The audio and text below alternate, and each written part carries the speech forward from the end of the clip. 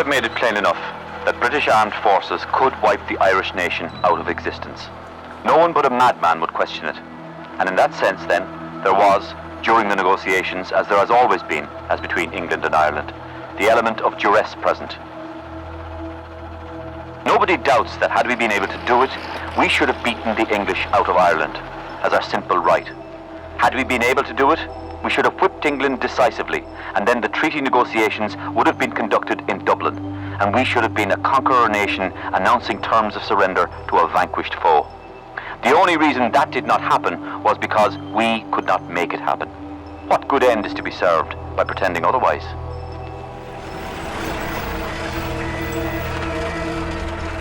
I have to communicate with Sir James Craig tonight. Here are the alternative letters which I have prepared. One enclosing the articles of agreement reached by His Majesty's government and yourselves, and the other saying that the Sinn Féin representatives refused the oath of allegiance and refused to come within the Empire. If I send this letter, it is war, and war within 3 days. Which letter am I to send?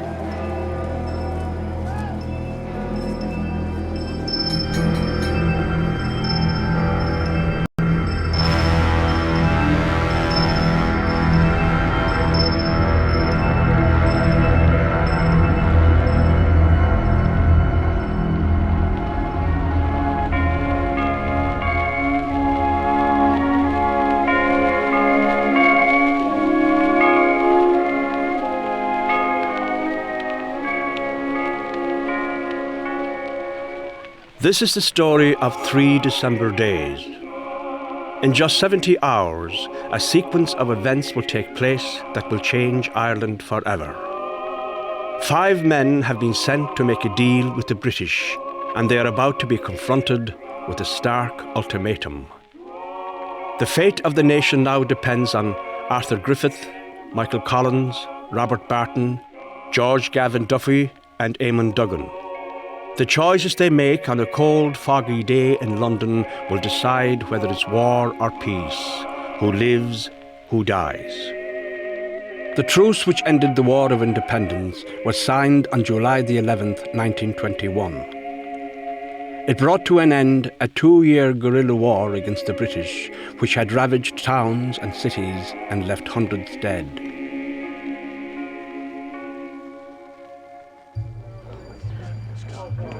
But it also brought to the surface all the buried tensions that existed between the key members of Ireland's nationalist movement.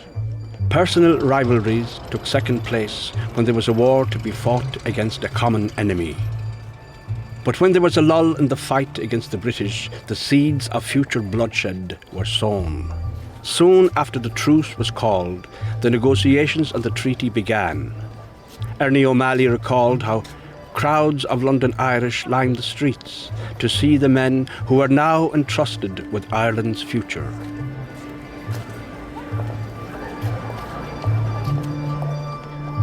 Lá miúil ceir a bhíohin, tugadh faoi deara sean bhean éireannach gur seáil arthaí a fuileáil timpeall ar chuir is T. Lloyd George is rá Downing.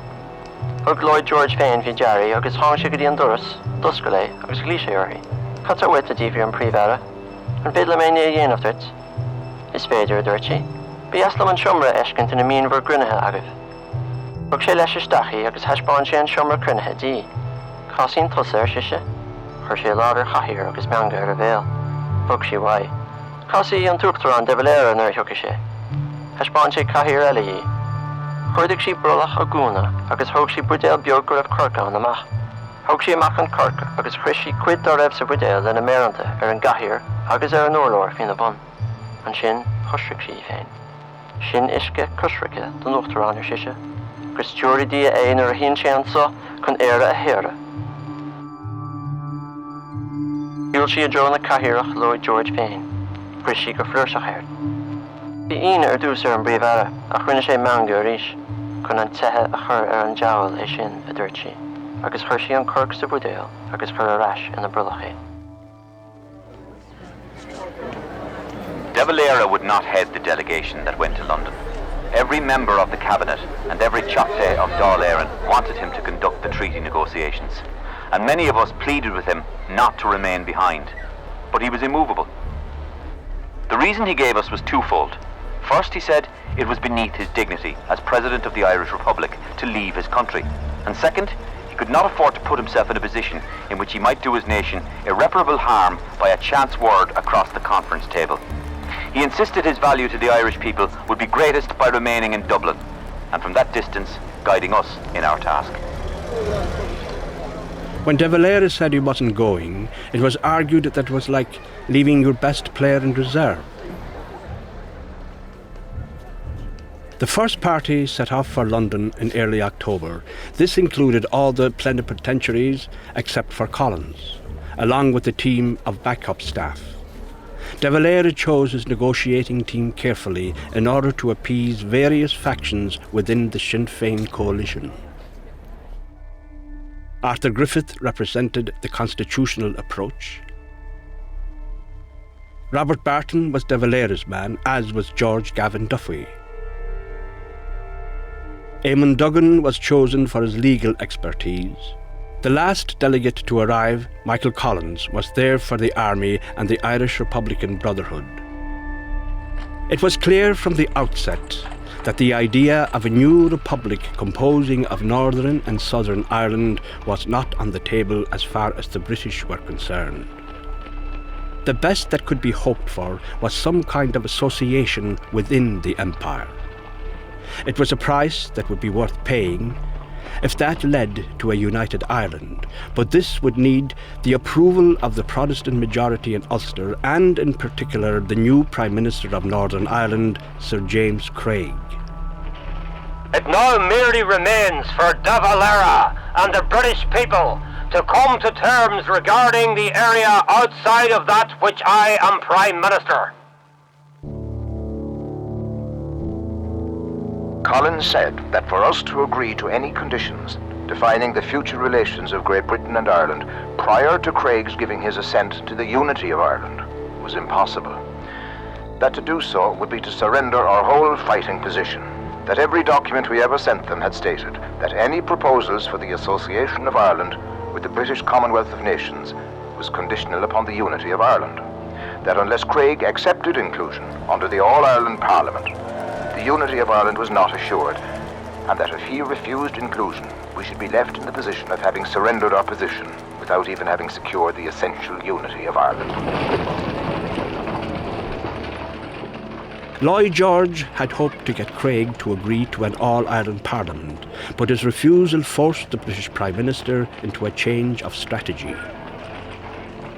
I'm offering to create an all-Ireland Parliament with Ulster to have the right to vote itself out within 12 months.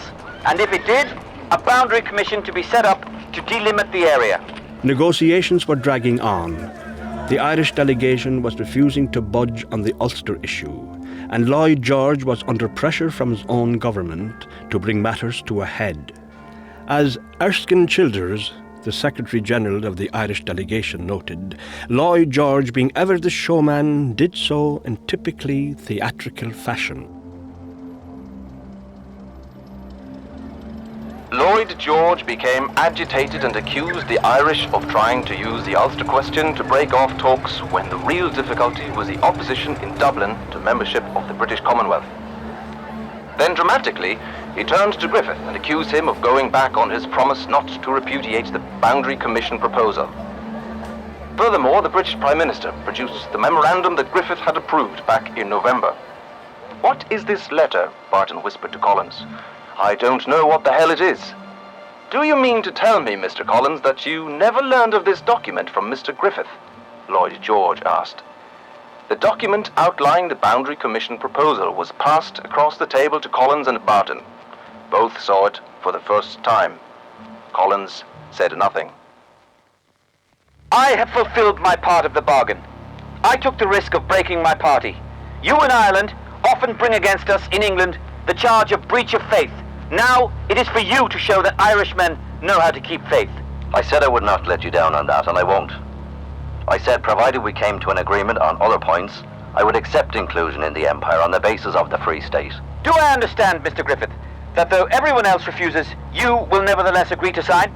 Yes, that is so, Mr. Prime Minister. That is not enough.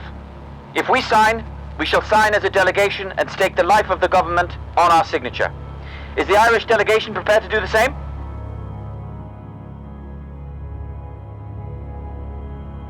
The Ulster question threatened to put an end to the negotiations.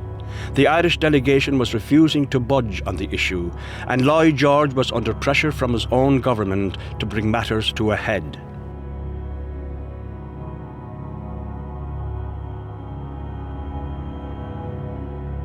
Mr. Griffith said, speaking in his soft voice and with his modest manner, "I will give the answer of the Irish delegation at 9 tonight. But, Mr. Prime Minister, I will personally sign this agreement and recommend it to my countrymen." "Do I understand, Mr. Griffith," said Lloyd George, "that though everyone else refuses, you will nevertheless agree to sign?" "That is so, Mr. Prime Minister," replied this quiet little man of great heart and great purpose. Michael Collins rose, looking as though he were going to shoot someone, preferably himself. "In all my life, I never saw so much passion and suffering in restraint." Ever the showman, Lloyd George did so in typically theatrical fashion. He stood up holding a letter in each hand. Both were addressed to Sir James Craig. One spoke of a signed treaty and peace, the other of terrible and immediate war. Whichever letter you choose travels by special train to Holyhead and by destroyer to Belfast. The train is waiting with steam up at Euston. Mr. Shakespeare is ready. If he is to reach Sir James Craig in time, we must have your answer by 10 p.m. tonight. You can have until then, but no longer, to decide whether you will give peace or war to your country. Everyone who heard the British Prime Minister believed beyond all reasonable doubt that this time he was not play-acting and meant all he said. I wonder if you realize the monstrous iniquity of that. The complaint is not that the alternative to signing a treaty was war. The complaint is that the alternative to our signing that particular treaty was immediate war. The position was this, that if we, every one of us, did not sign and undertake to recommend, fresh hordes of savages would be let loose upon this country to trample and torture and terrify it. And whether the Cabinet, Dáil Éireann, or the people of Ireland willed war or not, the iron heel would come down upon their heads with all the force which a last desperate effort at terrorism could impart to it. Both Michael Collins and Arthur Griffith at this moment saw the shadow of doom clouding over that fateful paper, their own doom. Michael Collins was not appalled by the spectre of death, but he had the Irishman's fear of encountering that charge which comes so readily to the lips of the oppressed, that of having succumbed to alien will and betrayed their country. He asked for a few hours to consider, promising a reply by 9 o'clock. The Cabinet had certainly told us that they were prepared to face a renewal of war, but a situation had now arisen which they had never visualized. Griffith had gone over to the English. In Dublin, he had declared that he would not break upon the question of the crown, and yet he was sent back as our leader. He'd been outmaneuvered, outwitted, and smashed, and he now proceeded to smash us.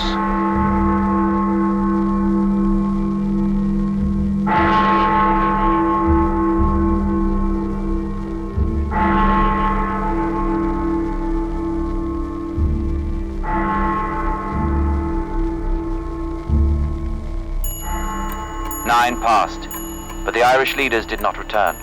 10, 11, and they were not yet back. We had doubt as to whether we should see them again.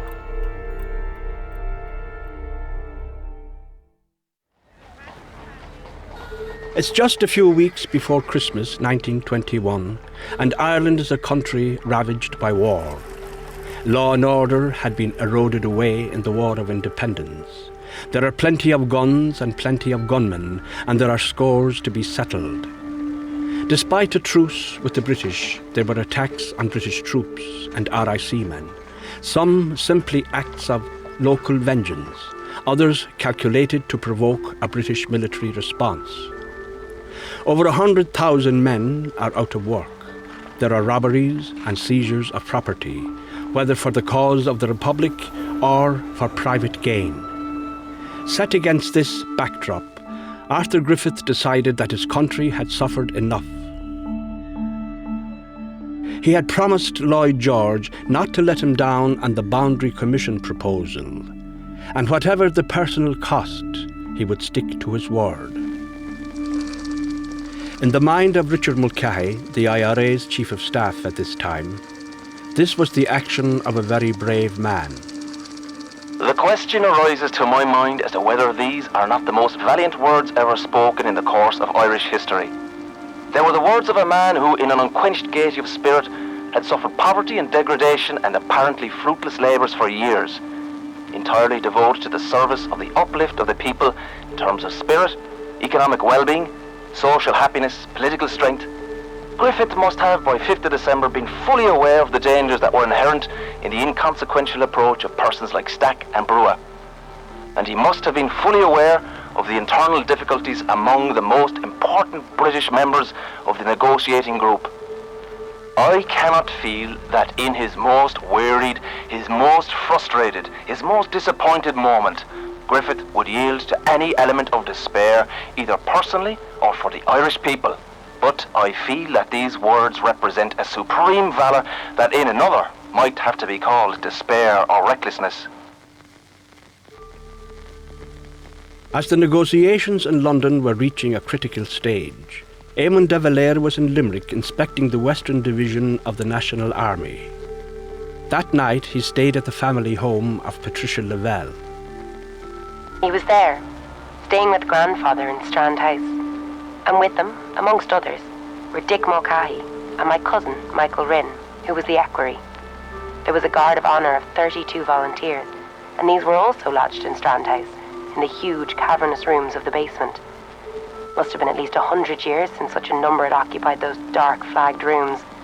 There were great meals prepared for the whole party.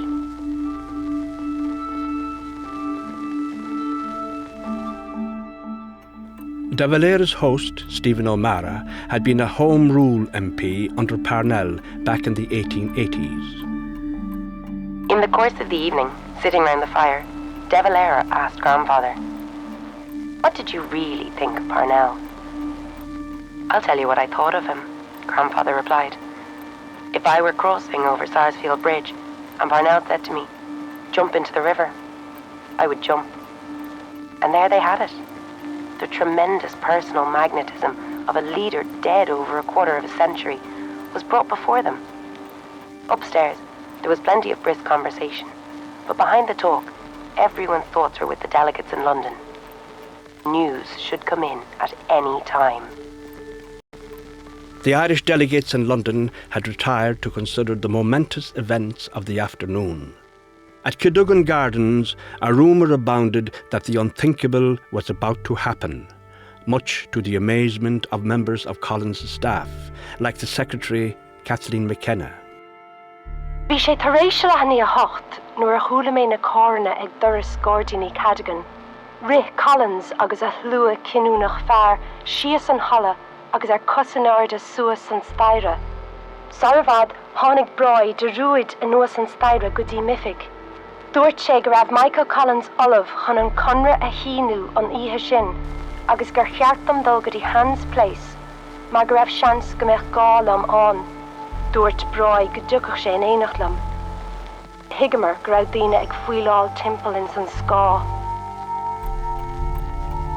A copy of the revised British draft terms was delivered to the Irish delegation's headquarters at Hans Place at 9 o'clock. Michael Collins arrived shortly afterwards. Bhí mí aine bhaiceal ná raibh an chuid eile ribh sa hala. Shiúil sé sias agus suas seomra an bhí go nervhíseach. Chuir sé duine ag in áir de staire chun rá go raibh sé híos, ach níor chuaigh sé féin suas. In anad sin, shiúil sé faoi mar bheith anmhí alta i gás. Sias agus suas, grúama, ciún, duhialach. An son, cha sé féin an nuas ar ná chaithir seomra bia. Agus méid fechan der, bhris mo chrí le brón. Nuair a chuimh níos ar an géasa agne a bhí ag brú ar an bhar seo. Igus go hamnán trimme na freigrachta a bhí buailte ag cún sí ná rah aon smacht ag orthú ar a rúile óga fiala. A copy of the revised British draft terms was delivered to the Irish delegation's headquarters at Hans Place at 9 o'clock. Michael Collins arrived shortly afterwards. Griffith spoke almost passionately for signing. Up to this moment, it had never occurred to us that Collins intended to follow the lead of Griffith. But we had hardly started talking when he declared that it was his intention to sign also, and Duggan, of course, followed suit. It was as if the world fell in pieces around us. All three then turned upon Duffy and me. Collins insisted that we knew nothing about the extremity the country was in, or the exhaustion of the volunteers. His brilliant system had been rendered helpless by elimination of its key men. He knew that physical resistance, if resumed, would collapse, and he was not going to be the leader of forlorn hope. He intended to live to fight again.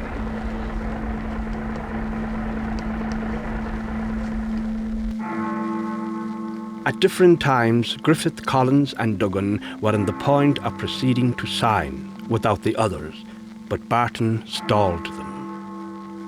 The argument went on for so long that the delegation was still at Hans Place more than an hour after the time limit set by Lloyd George had passed.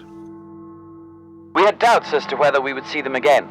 If only Michael Collins has as much moral courage as he has physical courage, we shall get a settlement. But moral courage is a much higher quality than physical courage, and it is a quality that brave men often lack. We had the most frightful battle in the delegation amongst ourselves, at which the most terrific things were said to Gavin Duffy and to me by Collins and Griffith and Duggan. 3 times they put on their hats and took their coats to go without us. "Barton," said Duggan, "you will be hanged from a lamppost in the streets of Dublin if your refusal to sign causes a new war in Ireland." Barton's signature was crucial. He was De Valera's man, and without Barton's support, any agreement would be undermined. After some 2 hours of argument, Barton began to wilt. My dilemma was that whilst I knew the Cabinet and Ireland would face war under united leadership, I had no idea what they would do when 3 of the principal leaders had ratted. I was acting in a public capacity, not a private one. When 3, including Collins, whom I had always looked upon as the pivot in our army, had agreed, what would the rest do when faced with war under divided leadership? If Duffy, Childress or I had stumbled upon that fact in our memories, we could have found justification for our refusal, and the Articles of Agreement would have had at most 3 signatures only, if any. Nobody thought of the instructions.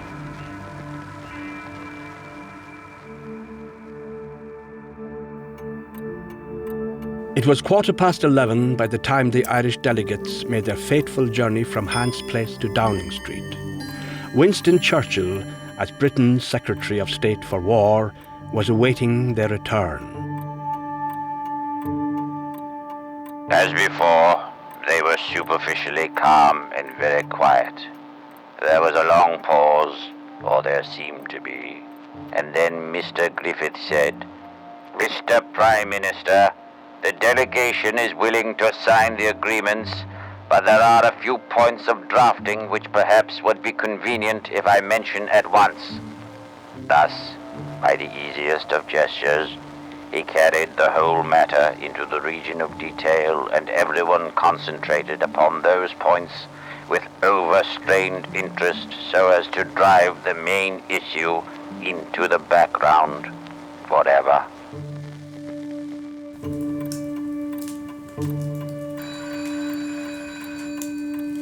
De Valera's party was still sitting at the fireside in Strand House, when in the small hours of the morning the telephone rang. It was Garroge O'Sullivan, a member of the GHQ, with the news that the treaty had been signed. De Valera claimed that Arthur Griffith had promised to consult the Cabinet before signing the document. And when Mulcahy took the call, De Valera declined the invitation to come to the phone. On Monday night in Limerick, I heard over the telephone that some agreement had been reached, and I felt like throwing my hat in the air. I felt certain, on account of Griffith's undertaking, that our proposals had been accepted. Very early next morning, there was a telephone call for the visitors. Grandfather thought it might be news of the treaty at last, but nobody said anything. Grandfather drove to the station with De Valera. Nothing of any significance was said on the way. There was a reserved carriage on the train, and De Valera stepped into the main compartment of it. Michael Rinn was following him when Dick Mulcahy tapped him on the shoulder and indicated the end carriage, in which they then ensconced themselves. Nothing was said, but something had surely happened.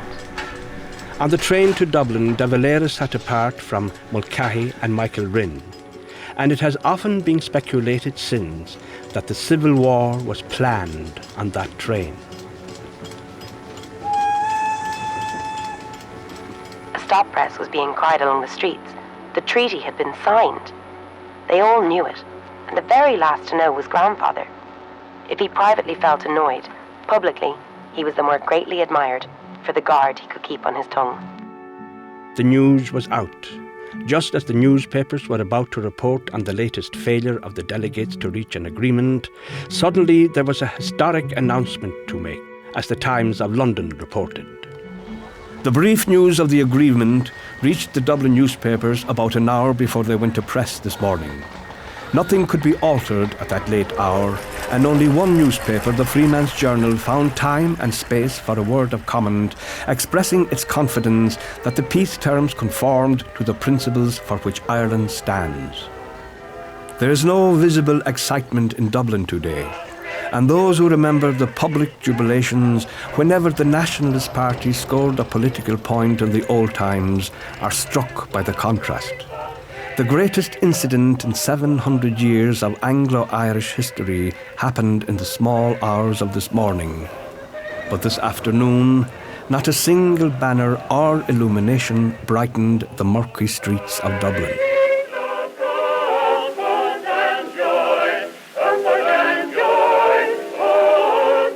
Bheadh na siopaí go hálainn lásta sús an oíche, agus na fuinneoga lásta le gachéin rud an nullag.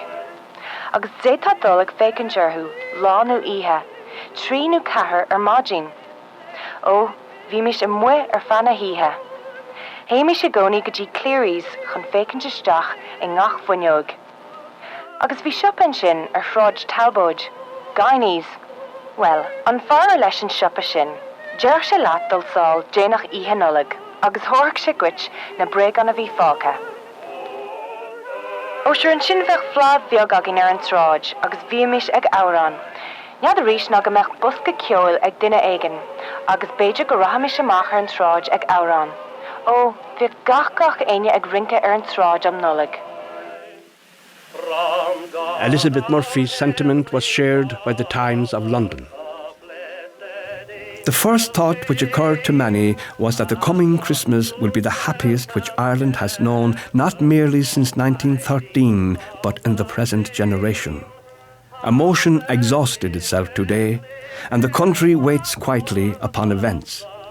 I am writing before the actual arrival in Dublin of the terms of the agreement. And in the meanwhile, the Dublin Mansion House appears to be without news.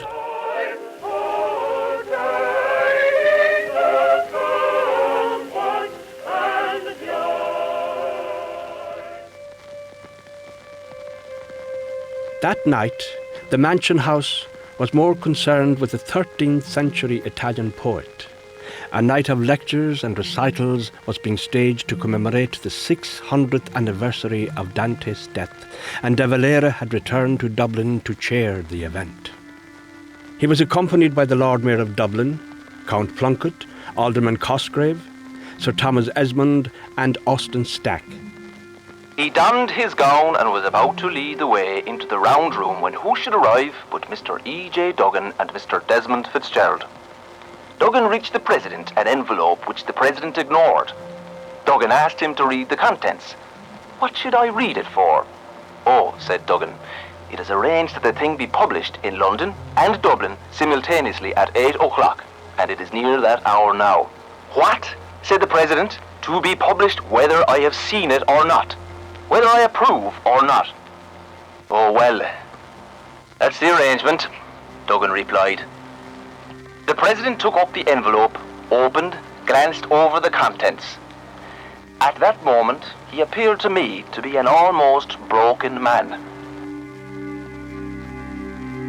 The Kerry TD, Piers Basley, was speaking at the Dante commemoration and shared the stage with De Valera. Bhí me hí an acleis agus ba atram an brú agus an bhuachalacht a bhí chuirtine. Agus a linn amasar fad, níor an cunra edit is leit aige. Níor se curta a hoa aige hain, stad gina a gunra. Ba chosúl go bégur síní an cunra, gan dul a gór leis hain dús, is mú a bhí chuirtine. An cunra hain, an tunchar do aige wint na héidan, níor an méichin ach na darna hearts. It was an act of disloyalty to their president and to their colleagues in the cabinet, such as is probably without parallel in history. They not merely signed the document, but in order to make the fait accompli doubly secure, they published it hours before the president or their colleagues saw it. By the following morning, De Valera had certainly read the treaty, and he told members of his cabinet who were still in Dublin that he intended to oppose it. He also wanted Collins, Barton and Griffith out of his government upon their return. Despite pleas from his colleagues, he made his displeasure known and released a statement. In view of the nature of the proposed treaty with Great Britain, President De Valera has sent an urgent summons to the members of the Cabinet in London to report at once, so that a full Cabinet decision may be taken. The hour of the meeting is fixed for 12 o'clock noon tomorrow. A meeting of the Dáil will be summoned later. It was really an infamous performance on the part of De Valera, as the leader of the nation that he was appealing to issue this letter at this time. For all practical purposes, it was tantamount to his meeting Griffith at the boat at Dunleary and slapping him publicly across the face.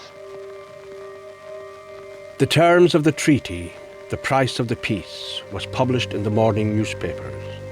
For those who had fought in the War of Independence and fought for an Irish Republic, men like Ernie O'Malley, it made for difficult reading. Bhíosig malach tú go train. Bhaile leis seo a bhí mar a trid, leis seo a chréachamar sin féin le linn an toscogaí. Nuair a hep an chéad arog sin bhíos gan mothúir be. Annig tuirse bhór orm. Hí mé síos le heis an warad. Bhí mé fimar a bheith fearr a bheith a géirí a cheanna chusant bhrilí a bhí teacht ó gach taobhéir. Bhí mo gá ilan an márad, mo gá láb a gcuineh misisiní. Ní raibh mo chumas smaoineh. Deach mé an mala mar a rá léirscáil den chríochailt. Buin mé an úrsa agus gramí méid an bhairdaí agus mé a féchant go dáir. Thusig crut ag teachtar dom. Déanach cnic agus sléifte as na línta cóirde. Déanach cuilte as na pastí beag a glasa agus ní na hauna in na línta gurma tríd na glauntaí. Seo í an tír gur chuidimer ar a son. Lean mé na teornach. Barací fullada, dóirte nó unsathe. Tríd an táin glasa a bhí mar chóirda orm. Aspáin siad chuna sa teománach an náid siar isteach ar a phríomhlínte cumarsáide. Circail chorama do bhluc hitheh Paulini, Carnóga gurama do Bharací mílata, ar gomplachtaí beaga marcáide de peann Louis Jarg, Clive de Trasnair a chéile in nuach corcra Indiach ar láithreacha inar Ridmid. Bhí star an cheantar os mo chóir. Lean mé ar gwiblintaí beaga, ar muana, ar depine. Chum ní mar sin féin don tír seo. Ganach an bás nó an prísún mar luch sé dúin. Bhí an rud céin a déanta ag grúnta ráin, na marmh, cad a cheap siad san.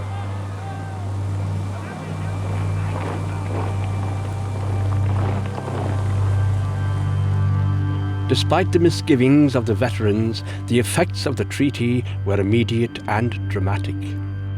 In view of the agreement signed yesterday between the representatives of the British government and the Irish delegation of plenipotentiaries, His Majesty has approved of the release forthwith of all persons now interned under Regulation 14B of the Restoration of Order in Ireland regulations. Instructions have been given accordingly. Nuair a dagmuid ar an ferógra, chuí rint farc ag an Cionfort, haspan siad an talta, agus déir siad go scéalaí leithach lá. Bhuaigh sé leithach ar an Gaslan. Luaigh sé funte an ála sé bhí aige, ach sé an fragra fur sé nach ro in alles an siúdéir, agus ná ro siad chun ordaithe a glacum an Evening Telegraph. An sin, níos Jenny san ihe, hannig offigacht mílata leis an scéal go rómar le scilú séir. Lóir sé leis an dáchéad is céige prídeanach agus dúirt go stíorfaí ar maidin sin, le gach aine lú áis. Farír hí talán a thucail John Gistin, agus amsiú i caiiciis ribhi sin é, tar éis timpeall fiche slaat a bheith tóchailte. Cur gardas a Kistenin sin agus líonú an talán. Ag bhíomar ar fad le sírú inis agus bachama mar galar sin.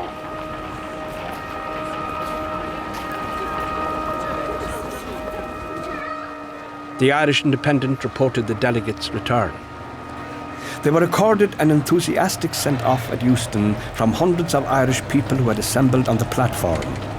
Mr. Collins came in for a lion's share of the demonstration. In the stampede, he lost his hat, but smilingly struggled to his carriage with the assistance of 12 police, who had all their work cut out for them in keeping back the cheering crowd. The crowd was so dense in the vicinity of the plenipotentiaries that the signal for the start had to be given from the bridge on the platform. The crowd renewed its cheering and sang a soldier's song as the train left the platform.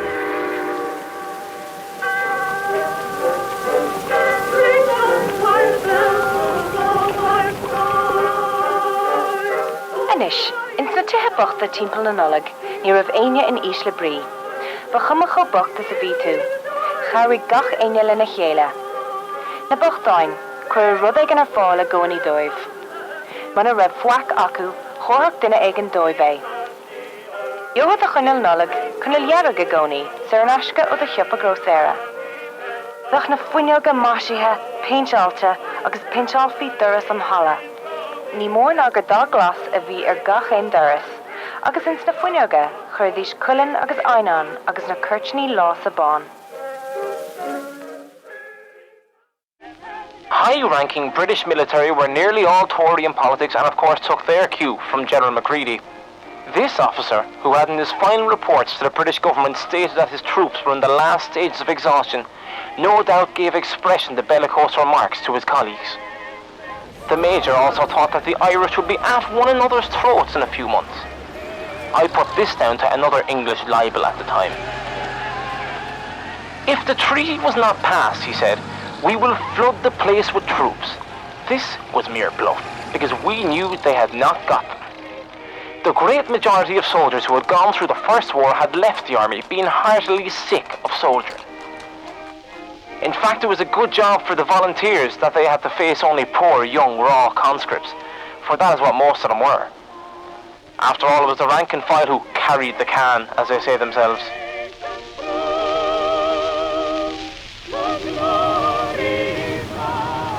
Griffith, Collins, Barton and Duffy travelled all night and reached Dunleide at about 6 o'clock in the morning. People had gathered at the pier as early as 3 o'clock and waited patiently in the cold December winds to welcome them home. The Irish Republican Brotherhood put on an organised army reception for Collins and Griffith when they arrived at Dunleide. Na hefige agus na fear go rúil mé lo, saoíocht dom grá marú lorú. Bhí cuid acu be cuine, bhí a súla atathe. Danmid go ngáfrí na tuscarí. Ní raibh aonú drás acu sinú, gan an scéad a churfií brád an rialtas. Héad cuidigrin go ngáfrí iad colúras a hanadar a dír, ach níor hála adla. Hahan na gcuidumpar leis na nuachtáin, pur na cóirlí chunta aontas nó asaontas an úl. Hébhíh an clír glahas catlicach trí chéile leis an sinú. Heol mé na teachtarí chuig na ranáin timpeadorm, agus fuair mé amach go raibh céad agus trí ranáin an deisgurt in aig an chonartha, ach go raibh an chéad ranáin iarthach tríd is tríd ar a héamh. Bhí dá éireann is cosúil chun díosbúireacht a dhéanamh ar na hartaigil. Céim fáil nach raibh ar chumas an uachtaráin sucrú a dhéanamh ar an gceist.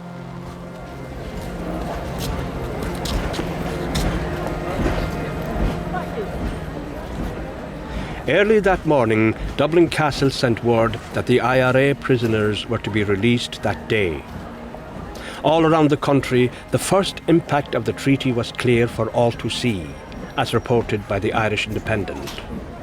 From an early hour, a huge crowd gathered outside the grim walls of the prison, and at about 11 o'clock, the front gates were thrown open, and a deafening cheer was heard when it became known that the men were about to emerge. Burdened with bundles containing all their personal goods, they appeared at the entrance, and according as each man passed through, he was subjected to an ovation which became almost frantic in its enthusiasm.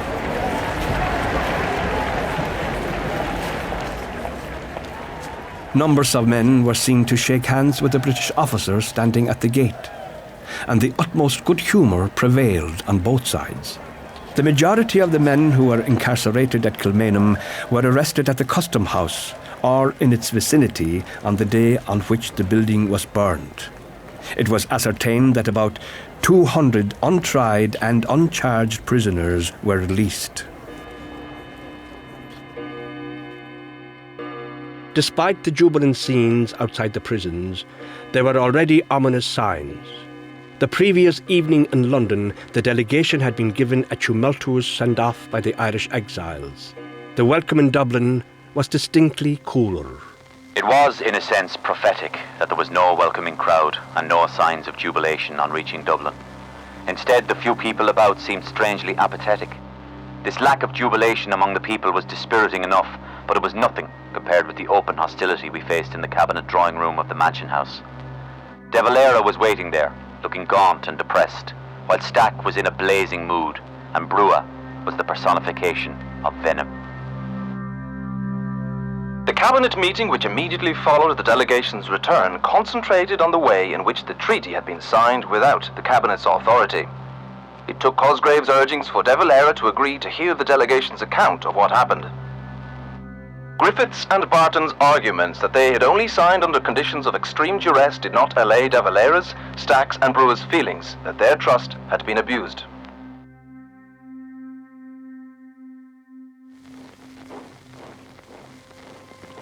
As the cabinet embarked on an exhausting day of resentment and recrimination, the trickle of prisoners continued to flow from Dublin's jails. Outside Kilmainham, a local undertaker, Medler and Claffey, helped shuttle the men home, while Mrs. Medler entertained those waiting for a lift. Chuirmar or Garna agus ar Goshi ar father fall dun na Fira Sarah, agus Himanamar Awalya gadi a diha féin in Malya Clia iad. Dol vig mission loan do shoot if vig feher duris. Vi slew a Gial Goirach, Bayu, Bagoila, Saiduriag Farah on Malcoin os Kionan Giata. An Saidur vig Winton Galashton Giata, vi she shin nis doirera, is do gatishkar kashe ober gacrui an vagin shin.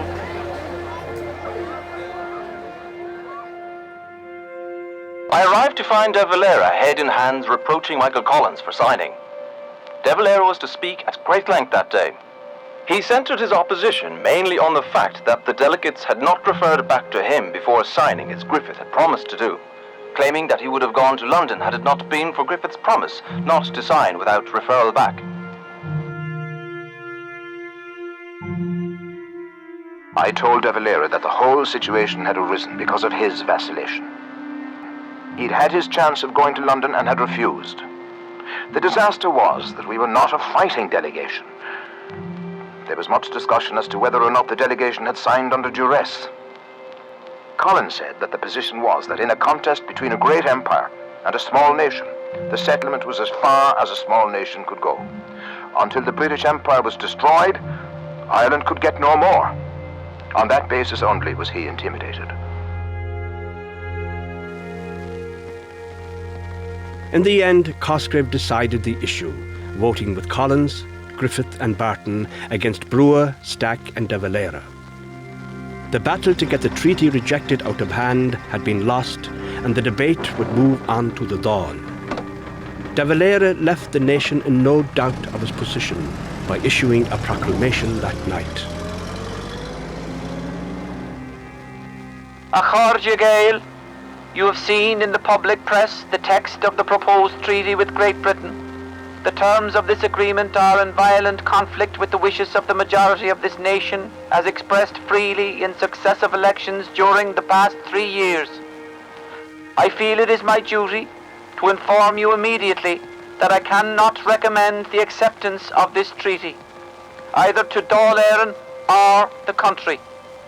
In this attitude, I am supported by the Ministers of Home Affairs and Defence. The great test of our people has come. Let us face it worthily, without bitterness, and above all, without recriminations.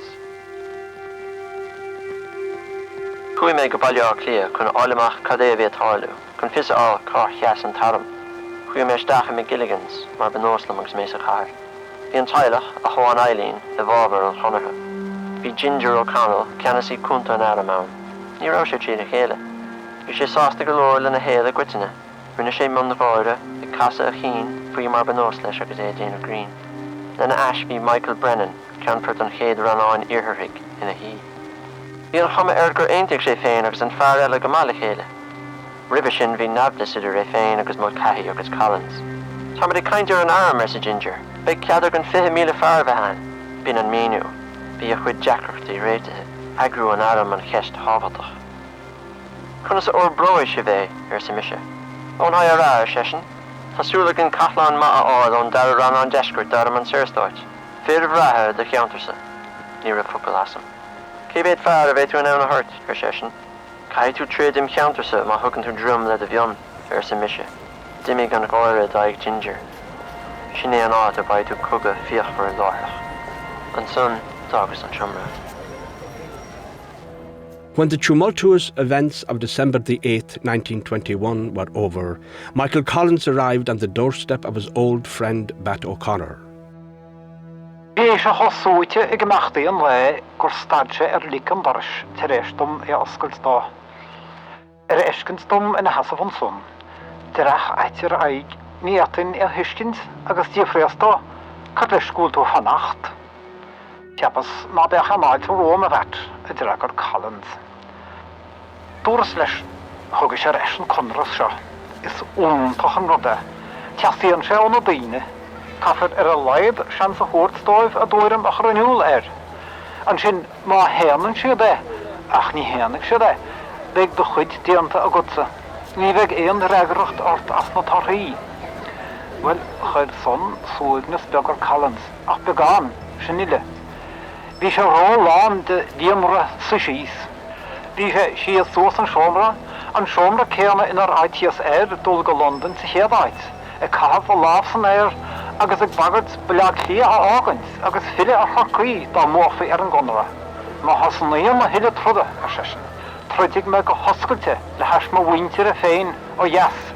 Ní bheith me I ma háréocht agus ma hethe timpeall bhaile lia faoi mar a bhíos le háb líon anis.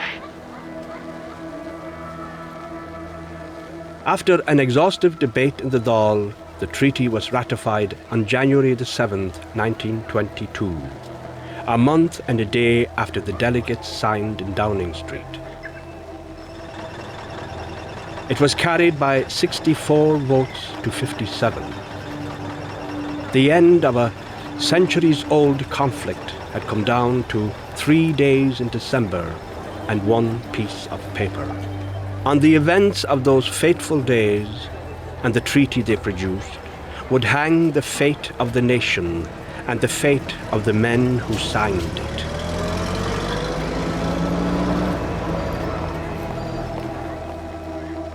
When you have sweated, toiled, had mad dreams, hopeless nightmares, you find yourself in London streets, cold and dank in the night air. Think, what have I got for Ireland? Something which she has wanted these past 700 years. Will anyone be satisfied at the bargain? Will anyone? I tell you this, early this morning, I signed my death warrant.